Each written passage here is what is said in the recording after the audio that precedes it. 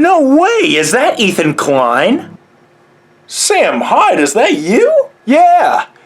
Ethan, you should have me on your podcast. Oh, come on now. If Ethan Klein has Sam Hyde on his podcast, that'd be no different than if Dennis Leary had Bill Hicks on his podcast. Or if the irate gamer had James Rolfe on his podcast. Or if Young Buttpiss had Joji on his podcast. Or if Seth MacFarlane had Matt Groening on his podcast. Or if Carlos Mencia or Amy Schumer had literally any comedian on their podcasts. Or if Filthy Frank had Tom Green on his podcast. Or if Bo Burnham had Tim Minchin on his podcast. Or if Eric Andre had Tom Green on his podcast. Or if $1 Million Extreme had Tim and Eric on their podcast. Or if Jackass had Tom Green on their podcast. Or if Poppy had Mars Argo on her podcast. Or if Sniper Wolf had Azzyland on her podcast. Or if Trey Parker and Matt Stone had Monty Python on their podcast. Or if the author of 50 Shades of Grey had the author of Twilight on her podcast.